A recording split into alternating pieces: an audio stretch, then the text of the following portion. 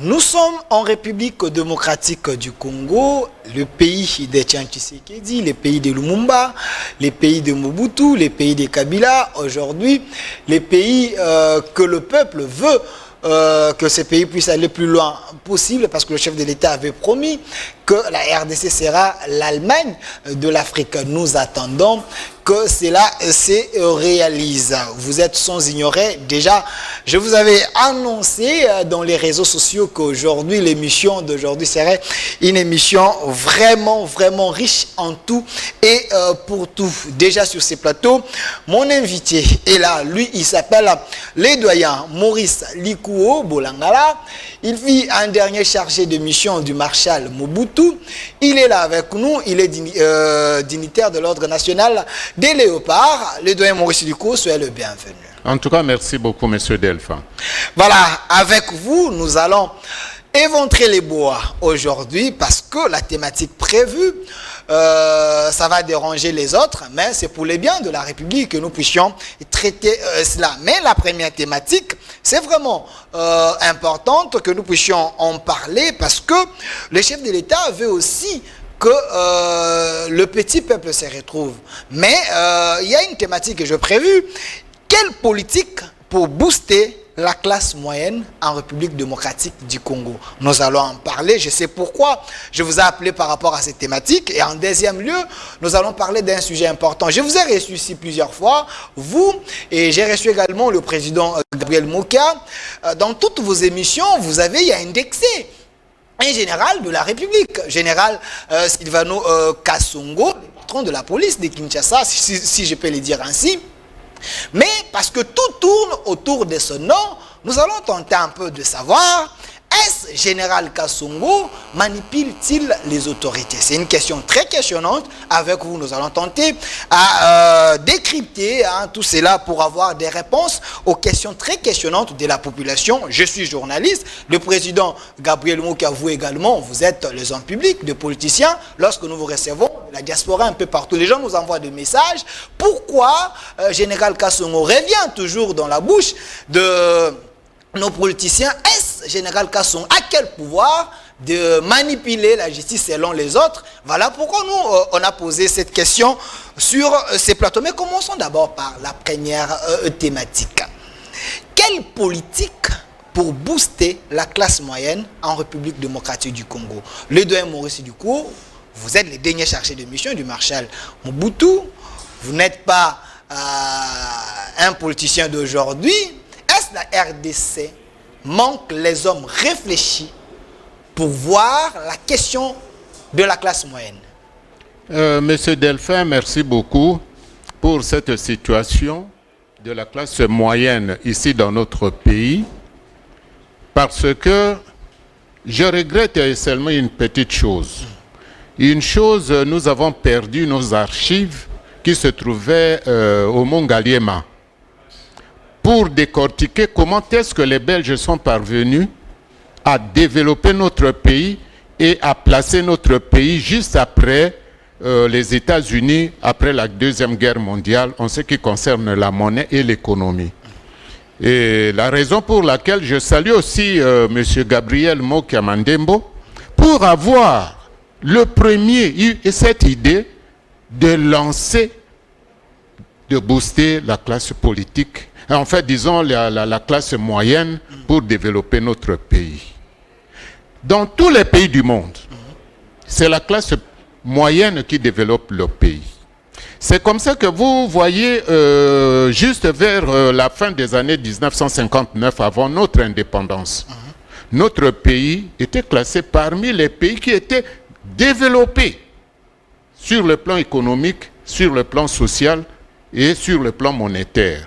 Avec le franc congolais de l'époque belge, on pouvait donc voyager partout dans le monde sans pour autant chercher à faire l'échange, parce que notre monnaie revenait juste après le dollar américain. Et vous voyez, c'est vraiment malheureux qu'aujourd'hui, notre pays puisse être dans cet état aussi longtemps que nous étions avancés, même avant le Canada, avant la Corée du Sud, avons beaucoup de pays, même l'Afrique du Sud ici. Et c'était la classe moyenne. Alors, lorsque M. Gabriel Mokia a eu à lancer cette idée, j'ai beaucoup réfléchi parce que, à partir du cabinet du maréchal Mobutu, j'ai eu à décortiquer cette situation. Comment les Belges ont développé notre pays. Même sur le plan de l'armée, il y avait des archives, comment même la force publique de l'époque avait gagné les guerres de la Deuxième Guerre mondiale et était vraiment parmi les premiers pays de la colonie qui avait une grande armée. Donc tout était contenu, mais malheureusement, les Rwandais, avec leur révolution de l'AFDEL, révolution matérielle que Laurent Désiré Kabila nous a amené, ils ont tout emporté. La classe moyenne, et vous savez que dernièrement, lorsque j'ai eu à passer l'émission avec vous sur ce plateau, j'avais dit que beaucoup de gens considèrent que l'inflation dans une économie est mauvaise. Non, pas nécessairement. Et comme nous sommes ici, il ne s'agit pas d'un cours magistral sur l'économie. Je vous ai remis entre les mains des grands économistes pour vous parler comment est-ce qu'on peut relancer une économie de sous-emploi à partir des crédits pour la consommation. Et ces crédits pour la consommation, c'est orienté pour la classe moyenne. C'est comme ça que vous trouvez par exemple au Zimbabwe. Comment est-ce que le Zimbabwe était arrivé à se développer pendant la colonisation? Et vous savez, avec le problème des Blancs qui étaient là-bas, comment est-ce que, même en Afrique du Sud. Donc, bon, disons que vous avez quand même une certaine idée. Parce que lorsque on prépare la classe moyenne, on donne à la classe moyenne les moyens pour développer l'économie. C'est la classe moyenne, pendant l'époque coloniale que vous avez vu, il y a eu des coopératives. Ok. Il y a eu des coopératives, soit même pour la culture du riz, de caoutchouc, de café, même du transport et patati patata.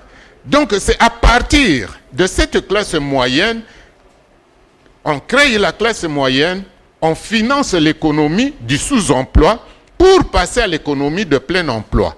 C'est comme ça que l'autre fois, je vous ai parlé du phénomène de multiplicateur et d'accélérateur. Ça s'applique dans ces étapes. Et ce sont les professeurs d'économie qui peuvent développer ce mécanisme. Oui. Maurice Luko, mais la question souffre d'avoir des vraies réponses. Est-ce que c'est l'individu lui-même qui doit s'élancer dans la classe moyenne ou l'État doit avoir une politique pour encadrer cette classe moyenne? C'est justement, c'est l'État. Comment? Mais c'est juste, je venais de vous dire, en finançant la consommation. Et comment financer la consommation? C'est à partir des crédits à la consommation. Et ces crédits, pour éviter un mauvais encadrement de l'inflation, il y a le mécanisme monétaire de la Banque centrale qui doit suivre maintenant comment financer justement cette consommation pour ne pas mettre le désordre. Voilà. Parlons-en parce que vous étiez le dernier chargé de mission du maréchal Mobutu. Est-ce que Mobutu l'avait fait? Parce que nous sommes en République démocratique du Congo aujourd'hui. Apparemment, c'est comme si Mobutu avait laissé trop de trous. Et ceux qui sont venus après lui, ils ont pris le temps de débander ces trous-là. Et aujourd'hui, apparemment, les choses ne semblent pas marcher. Est-ce que Mobutu l'avait fait? Bon, vous voyez, le maréchal Mobutu avait eu cette idée-là. Lorsqu'il a lancé la zaïrianisation, lorsqu'il a repris les outils de production des mains des étrangers pour les distribuer justement aux Zaïrois de l'époque. Malheureusement, il y a eu un mauvais encadrement de la zaïrianisation. C'était justement pour lancer cette classe moyenne. Alors, comme Mobutu n'avait pas des gens pour suivre, pour encadrer justement cette politique de zaïrianisation, les gens se sont accaparés des outils de production. Ils ont pris ces outils de production trouvés entre les mains des étrangers ils se sont lancés dans la débauche. Est-ce que ce n'était pas une mesure prise à la va-vite que Mobutu avait... Justement, vous avez raison. Cela a causé des problèmes parce qu'on n'avait pas un capital humain capable Justement, de... Delphin, vous avez pleinement raison de dire ça. Parce que vous voyez, dans telle politique, avant de lancer, d'appliquer cette politique, il faut une grande préparation. Et c'est comme dans notre pays, nous sommes habitués à l'improvisation, à l'amateurisme et à l'aventurisme. C'est comme ça que cette politique-là de zaïrianisation, pour former une classe moyenne efficace, a échoué. Et les conséquences, vous voyez que jusqu'aujourd'hui, nous continuons à connaître les conséquences. Jusqu'aujourd'hui, nous continuons à connaître les conséquences. Je rappelle que la personne qui est ici s'appelle Maurice Likouo. Il est le dernier chargé de mission du Marshal Mobutu. Il est dignitaire de l'Ordre national des Léopards. Mais parlons-en, même à l'époque de Mobutu, c'est vrai, nous parlons que l'idée était précipitée, mais il y avait quand même les individualités. Hein. À l'époque, les gens qui s'étaient illustrés quand même à évoluer seuls. Oui, comme les mots qui a Gabriel. Le papa de Jean-Pierre Bemba. Effectivement. Ils sont très nombreux, c'est un peu de nos anciens. Oui, oui, effectivement. Vous voyez, bon, je prends l'exemple de Gabriel Mokia. Pourquoi à chacune de ces émissions, il s'époumonne toujours, il bombe la torse pour dire que je me suis fabriqué moi-même. Il s'est fabriqué seul, c'est ce qu'il nous dit souvent. Oui, oui, il s'est fabriqué seul. Mais c'est justement ça.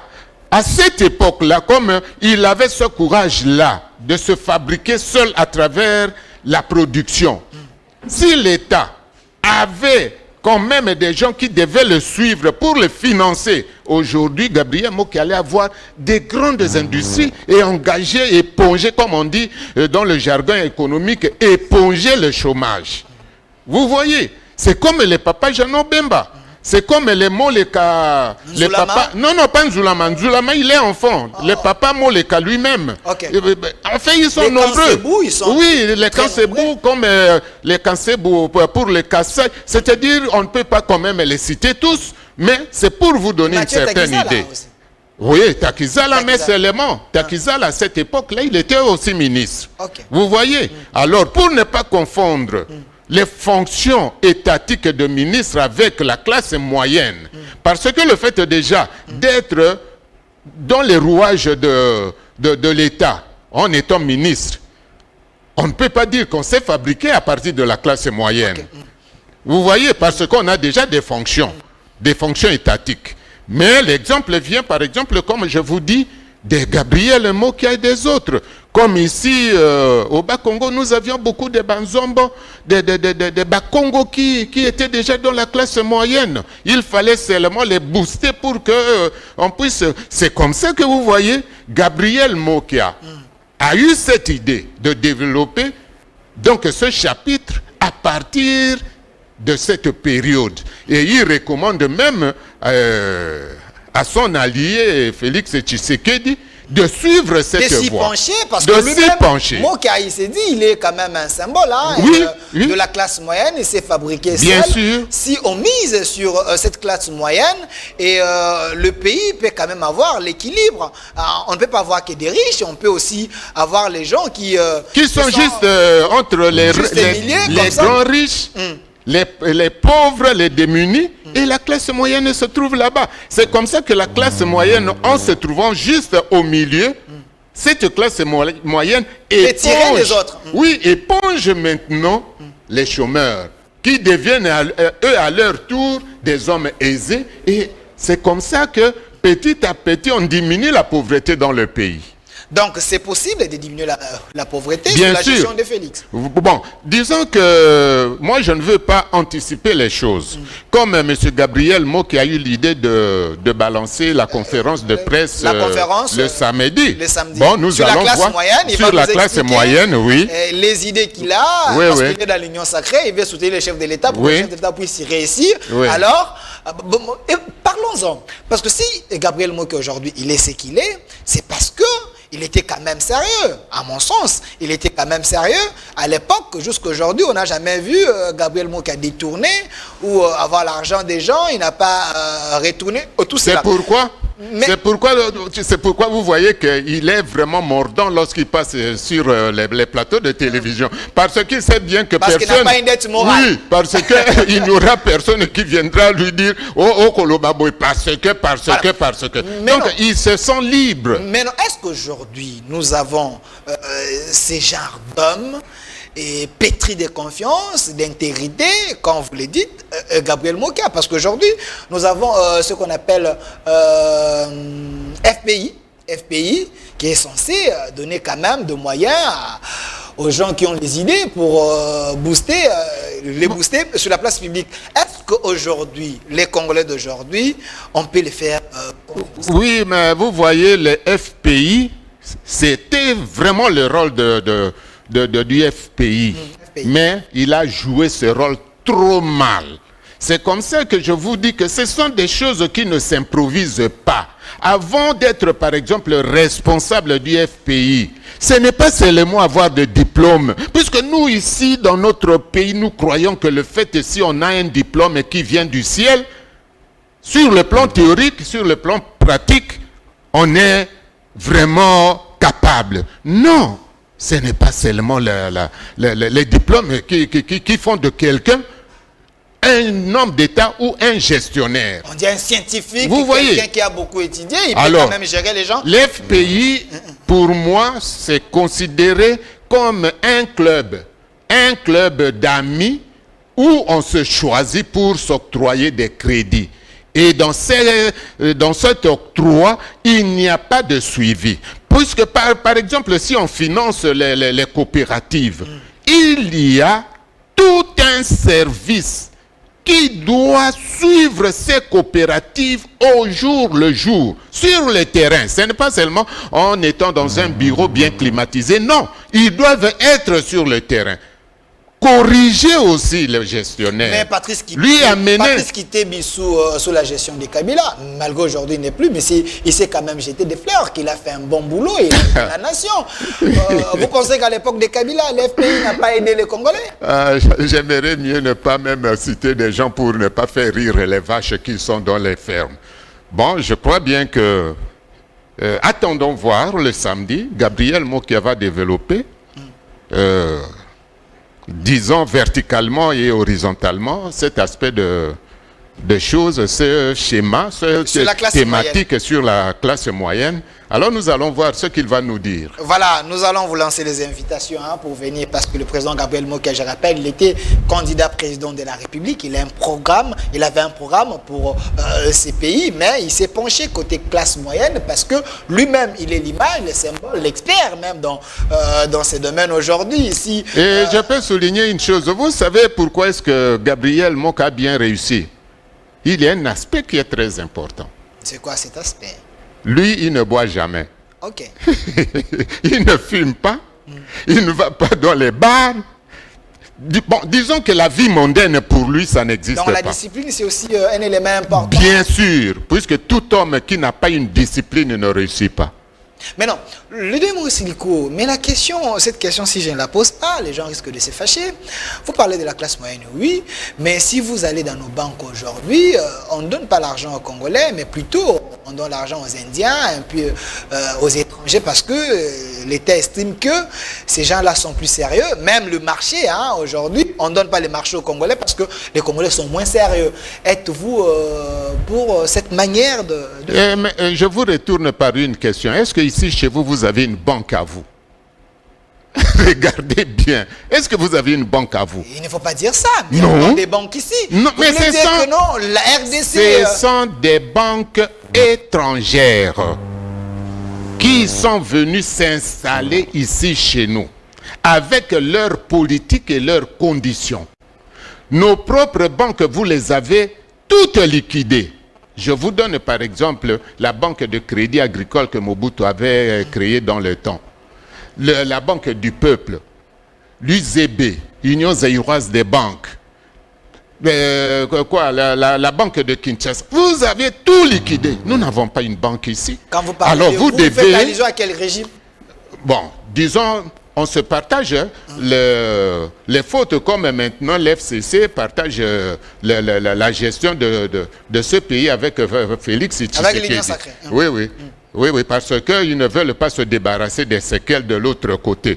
Alors, vous voyez bien, toutes ces banques-là qui viennent ici, elles ont leur politique. Et ils nous font subir leur politique.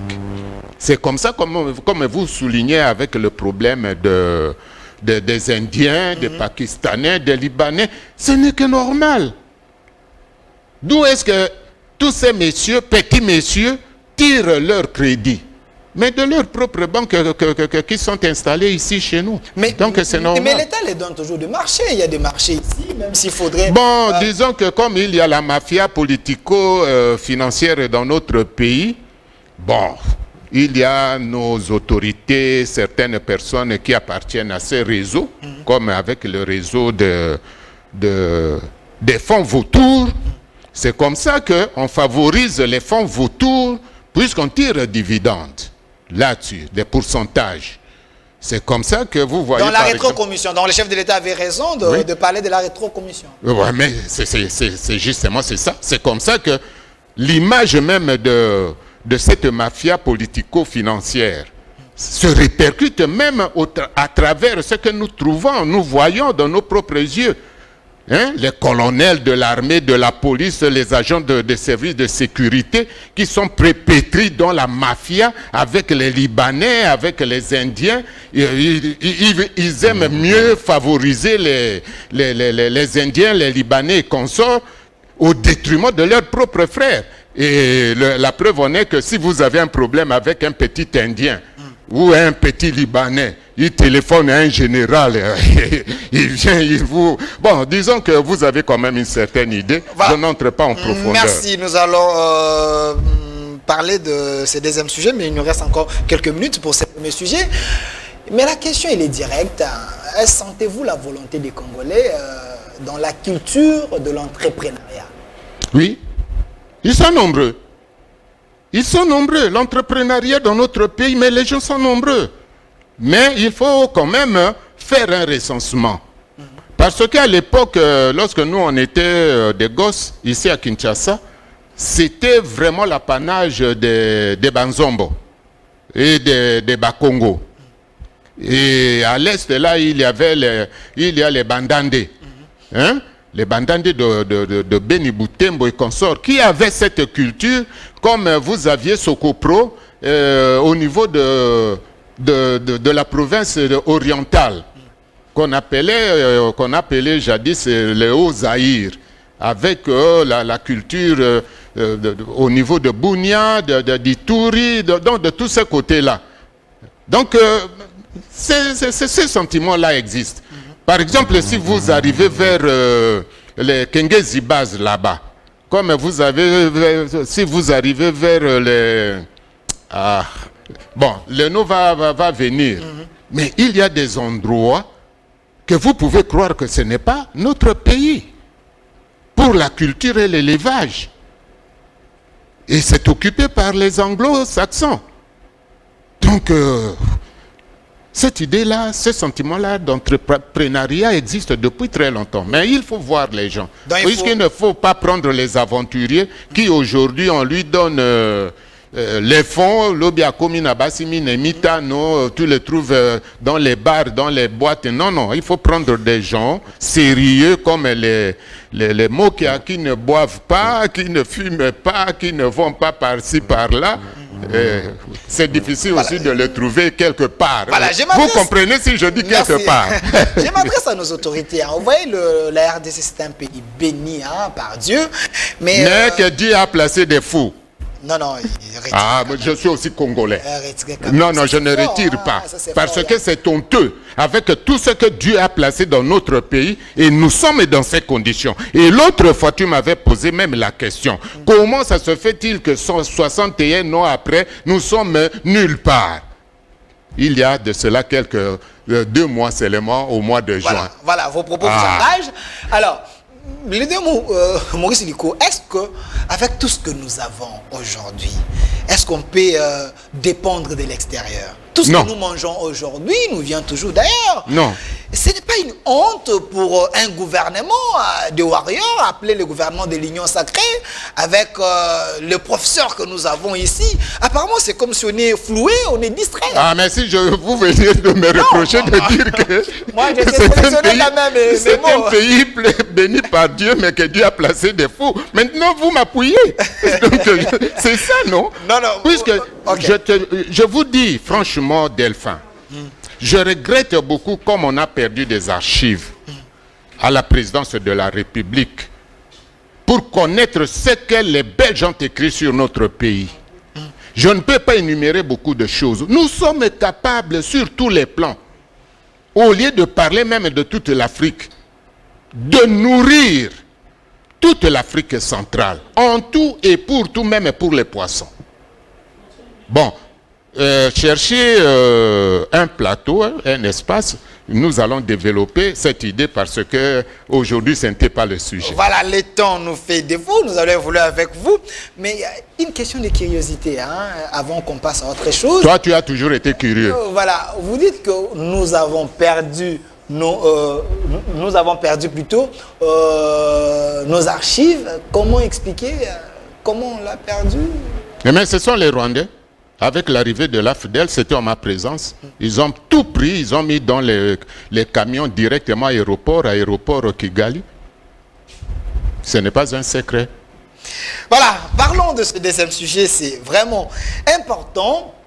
Est-ce général Kassongo manipule-t-il nos autorités? Cette question mérite d'avoir des réponses. Pourquoi?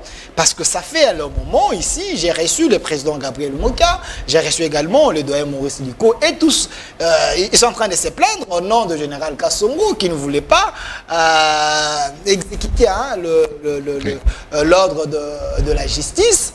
Apparemment, c'est comme s'il devient l'homme fort, selon vous, vos propos. Mais la question, elle est directe. Qu'est-ce que vous et Gabriel Moka, vous reprochez au général Silvano Kassongo? On ne le reproche pas, nous ne sommes pas ses chefs pour le reprocher. Mais on soulève seulement des remarques pertinentes pour son comportement de général. Si c'était un sergent ou bien un adjudant, on pouvait comprendre. Mais un général de l'armée ou de la police doit respecter les fonctions et les grades qu'il porte. Mais c'est ce qu'il lui fait. S'il vous plaît. Ok. Voyez, dernièrement ici, vous avez appris que le gouverneur de la Banque centrale, l'ex-gouverneur, a quitté la résidence. Oui, il a quitté la résidence des 3Z. Je ne connais pas le nom actuellement, de Gabriel Mokia. Mais comment ça se fait-il que Gabriel Mokia ne rentre pas dans ses droits? Et pas plus tard qu'avant-hier, j'étais chez moi à la maison, Gabriel Mokia m'a téléphoné pour me dire que voilà, il y a une obstruction. Moi, je dis, mais comment? Alors, je suis allé chez lui. Je suis allé chez lui parce que je vous avais dit dernièrement que ce problème-là, que ce soit de nos créances, que ce soit de Gabriel Mokia, c'est moi, Likouo, qui avait négocié avec le président Kabila et Dem Kodjo pour ce deal. Donc je suis responsable aussi directement dans ce deal. Dans ces dossiers. Vous voyez, c'est comme ça que je suis obligé de suivre. Comme beaucoup de gens croient que ce dossier se limite seulement ici chez nous. Non, l'Union africaine a un regard sur ces dossiers. Sur ce dossier. Parce que lorsqu'on parle d'Edem Kodjo, Edem Kodjo était venu parler de lui-même. Pour lui-même. Et par lui-même. Ou bien il est venu représenter l'Union africaine. Et comme, disons, en diplomatie, on ne peut pas tout dire, tout dévoiler. Mais la représentante de l'Union africaine, ici sur place, est en train de suivre ce dossier. Et qui est le président en exercice de l'Union africaine? Mais c'est Félix Tshisekedi lui-même. C'est comme ça que dernièrement... Lui aussi est concerné dans ce dossier. C'est comme ça que dernièrement, ici même sur ce plateau, je vous avais dit quoi? J'ai dit que beaucoup de gens croient que Félix Tshisekedi ne connaît pas ce dossier, notre dossier. Non, il est en train de suivre et de voir comment est-ce que les autorités de ce pays, sans ces injonctions, vont exécuter la volonté de l'Union africaine. C'est ce que les gens vous reprochent, que vous politisez les dossiers, vous mettez les chefs de l'État dans votre dossier. C'était déjà dossier. politisé, puisque quelque chose qui est passé au dialogue politique, mais c'est déjà politisé. Okay. Alors, vous voyez, c'est comme ça que moi, j'ai posé la question à Gabriel Moka. Je dis, mais comment? Il dit, mais oui. Deo Gracias et ses hommes sont sortis. Mais Général Kassongo est allé mentir, je dis bien mentir, à la vice-premier ministre, ministre de la Justice. L'actuel, qui est de l'UDPS, que voilà, la maison là de Gabriel Moka, qui est située sur 3Z, n'était pas concernée dans l'ordonnance du juge, donc du tribunal. Alors que c'est comme ça que je vous ai amené les preuves de cette ordonnance. Vous pouvez même balancer ça. Voilà. Pour voir que toutes les deux maisons, toutes les deux immeubles, que ce soit là où habitait Deo Gracias, que ce soit même là où se trouve l'UAC, mais sont frappés par... Mais ça, si je peux prendre l'ordonnance en question à la télé, je pense que ça serait mieux, parce que là, on est devant la télé, ce n'est pas la radio. Oui, il faut confirmer ici. Attendez, vous avez dit ici que le général, que nous respectons nous tous, le général Kassongo, est allé mentir au ministre de la Justice, l'actuel, que la maison dont vous parlez, que le gouverneur de la banque occupait, et l'UAC, n'était pas concerné dans les ordonnances que Moka a. Ou soit que Moka n'avait pas les ordonnances concernant ces maisons. C'est ce que vous affirmez. Écoutez, moi je ne suis pas un parvenu. En politique, même dans les fonctions. Je dis des choses qui sont vraies et vérifiables. Oui, vraies et vérifiables. Vous savez très bien, hier, où est-ce qu'on était? On est allé avec M. Gabriel Moka au bureau, au cabinet même du ministre, du premier vice-ministre, ministre de la Justice. Et aujourd'hui, M. Gabriel Moka était en communication avec la vice-premier ministre elle-même. Je ne peux pas tout dire ici. C'est une haute, un instant, c'est une haute autorité, je ne peux pas dévoiler la conversation. Mais ce qui m'est... En tout cas, je suis frappé. Pourquoi? C'est extrêmement grave de tromper un homme d'État au rang de vice-premier ministre, ministre de la Justice. Dans le mal, c'est Kassongo. Dans le mal. Qui manipule les autorités, si je vous comprends bien, selon vous. Alors, moi, je me pose la question, c'est comme disait Gabriel Moka l'autre fois. Mais d'où est-ce qu'il tire son pouvoir? Et comment est-ce qu'il parvient à manipuler les hautes autorités de ce pays pour que ces autorités puissent suivre ce que... Mais écoutez, lorsque une autorité au rang de ministre reçoit un rapport, il ne prend pas une décision d'une manière épidermique. Il vérifie. Parce que vous savez, à l'époque du maréchal, excusez-moi, je reviens toujours à l'époque du maréchal. Vous avez le temps, parlez. Vous savez très bien que pendant les 32 ans de règne du maréchal, il n'y avait pas eu de contradictions au niveau des ministres. Ça, jamais. Et jusqu'aujourd'hui, si vous voyez comment est-ce que les ministres qui ont travaillé avec le maréchal conduisent les... C'est toujours différent. Parce qu'à l'époque du maréchal, je vous dis ça parce que moi-même, j'ai commencé là-bas. Quels que soient vos diplômes au Kobandanase, c'est comme ça qu'on appelait le cabinet du maréchal Mobutu, la pépinière, le Brain Trust. C'est-à-dire, on vous prépare pour devenir plus tard un homme d'État. Et c'est comme ça que moi, j'avais commencé au secrétariat du maréchal. Nous étions dans l'équipe de rédaction des lois, des ordonnances lois, des textes légaux, même les discours du maréchal, même les correspondances du maréchal avec ses collègues à travers le monde. Moi, je faisais partie. J'ai commencé là-bas. Vous voyez? Et après, Nabandi Komata, on m'a changé. Je suis devenu chef de service des approvisionnements jusqu'à ce que je suis arrivé à ses côtés. C'est-à-dire, au niveau du cabinet de maréchal, on prépare les gens. Parce que les fonctions de ministre ou de vice-premier ministre, on ne peut pas aller faire le stage d'État là-bas. C'est comme on ne peut pas placer des médecins stagiaires dans une salle de réanimation. Aux salles d'urgence. Aux salles d'urgence. On ne peut pas. Parce qu'alors il va tuer tous les malades qui sont dedans. C'est comme ça qu'il y a de ces fonctions, il faut une certaine préparation. Alors, c'est comme ça que moi je me pose la question. Comment ça se fait-il que le général arrive à manipuler même les hautes autorités de ce pays? C'est comme ça que... Si c'est le cas. Mais le cas est là. Son pouvoir où? Mais c'est justement c'est ça. Puisque comment voulez-vous, le ministre, même s'il est ministre de la justice, il ne peut pas annuler un jugement? Non! C'est impossible. C'est impossible. C'est impossible parce que ce jugement est rendu au nom de qui?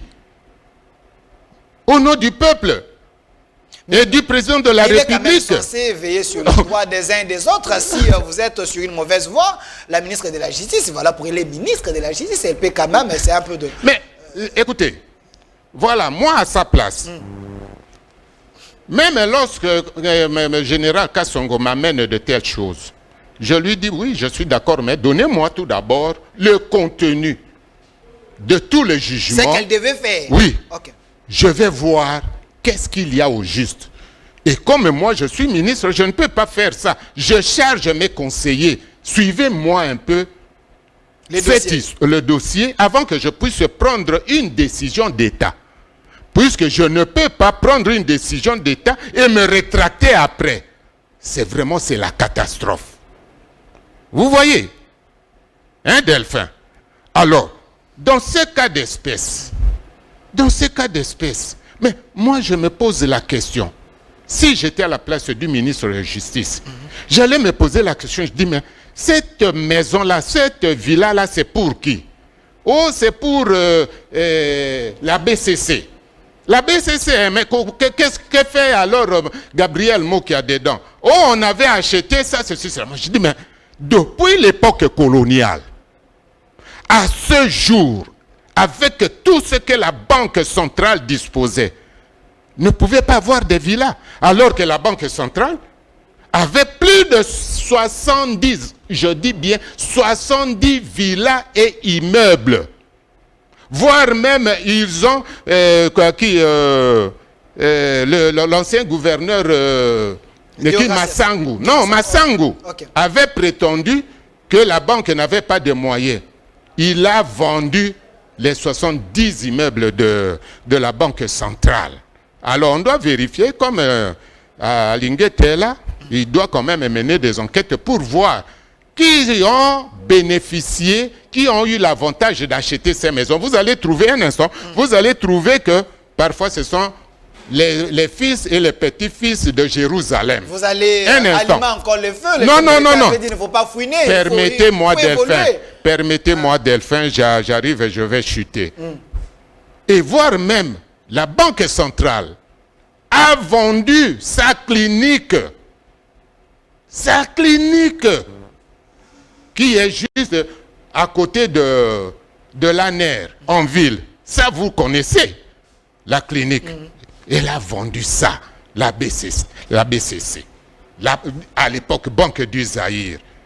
Pour qu'après, la même banque vienne maintenant spolier la maison d'un individu. Et la ministre de Justice, mais c'est une occasion pour lui de mener des enquêtes. Puisque dans de tels crimes ne s'effacent pas. Ces crimes ne bénéficient pas de la prescription. Donc, ce qui s'est fait, vous pensez que c'est un crime organisé? On doit... Mais comment ça se fait-il? Delphin. Okay. Prenons un cas un peu terre à terre. Motuloko, là, tu as 70 villas ici dans la ville de Kinshasa. Oteki Yango pour aller les louer. Une petite maison de 3-4 chambres. On doit se poser des questions. Delphin Salinine, vrai ou faux? Et pourquoi est-ce que M. Ngoï, le général Kassongo, qui devient la vedette même, plus que tous les généraux dans les médias, parvient à se comporter de cette manière? La décision du ministre concerne qu'une seule maison? Est-ce que lui a aussi... Les deux sont suspendus pour le moment. À moins qu'elle puisse se rétracter pour restituer, lever cette mesure-là de suspension de l'exécution. Mais il y a de l'union sacrée quand même. Pourquoi? Apparemment, dans l'union sacrée, il y a encore les séquelles de Kabila. C'est justement, c'est ça la question que moi, personnellement, je me pose. Je dis, mais la vice-premier ministre, ministre de la Justice, elle est de l'UDPS. Qui dit UDPS, dit Félix Tshisekedi. Et qui dit Félix Tshisekedi, dit Gabriel Mokia Mandembo. Puisque c'est lui qui défend l'union sacrée. C'est lui qui s'époumonne pour Félix Tshisekedi. Et comment ça se fait-il que une dame, ministre soit-elle, qui défend, en fait je dis bien entre guillemets défend, qui défend qui est derrière Tshisekedi, doit encore détruire celui qui est derrière Tshisekedi, Félix Tshisekedi, en la personne de Gabriel Mokia. Alors, je me pose cette question, je me dis, mais alors, c'est quoi? C'est comme ça que, si aujourd'hui, Madame la ministre vient de dire qu'elle a été trompée, je vous donne un exemple, hein, qui me concerne moi-même. Il y a quand même une idée qui m'est arrivée à l'esprit, puisque ça me concernait moi-même. Tu sais, à l'époque, on avait nommé un nouveau directeur de cabinet du maréchal. Alors, à cette époque-là, moi, j'étais chef de service, j'étais encore chef de service des approvisionnements. Et Mobutu avait convoqué tous ses proches collaborateurs à la résidence Autriche, ici au Mont Galliema. Arrivé là-bas, le directeur, qui n'avait pas fait longtemps, il m'a vu circuler dans la maison du maréchal. Alors il y a quelqu'un, une des autorités, je ne citerai pas son nom, lui a dit, Alinga Kassimbi s'est touché, comme vous dites ici à Kinshasa. Il lui dit, monsieur le directeur, que fait l'ICUO là-bas? Le maréchal nous a appelé ses proches collaborateurs. Ici, ce n'est pas sa place, mais il faut le faire partir. Qu'est-ce qu'il fait ici? Alors que ce directeur de cabinet-là était prudent. Il a dit, mais moi, ici, ce n'est pas ma maison. Ça, c'est le palais du maréchal. Lui-même, il est en train de voir l'ICUO entrer, sortir, circuler. Mais c'est sa maison. Pourquoi lui ne le chasse pas? Vous me demandez, moi, de le chasser. Nakota Makambo Yowanate. Lorsqu'on m'a rapporté ça, moi, j'ai dit, en tout cas, il est prudent. Alors qu'on voulait, Simbisi touche. C'est comme général Kassongo à Simbisi, premier vice-ministre, ministre de la Justice, il touche. Voilà, je me limite là. 30 secondes seulement, regardez la caméra. Vous avez cité le nom du chef de l'État ici comme président de l'Union africaine. Cette affaire a été portée par l'Union africaine. Un mot. Mais qu'est-ce que moi je peux encore dire? Il est président en exercice de l'Union africaine. Dans le deal qu'on avait passé avec l'Union africaine et avec le président de la République sortant, pas en son nom, mais au nom de la République. Mais nos créances se sont payées jusqu'aujourd'hui. Les maisons de Gabriel Mokia sont restituées jusqu'aujourd'hui. Alors je pose la question au président en exercice de l'Union africaine, non la personne de Félix Tshisekedi. Qu'est-ce qu'il dit? Merci. C'en est fini pour aujourd'hui. C'était riche. Avec vous, le doyen Maurice Liko. Je rappelle que vous êtes les derniers chargés de mission du marshal Mobutu, et également vous êtes dignitaire de l'ordre national de l'OPAR, vous avez servi ces pays, les pays a reconnu en vous les travails, on vous a donné cette médaille et on a parlé de vous, hein, de ces sujets importants. Comment faire pour élever la classe moyenne en République démocratique du Congo, et puis est-ce général Kassongo manipule-t-il les autorités? Vous avez attendu à nous donner des réponses, restez fidèles à nos programmes. Au revoir. Merci.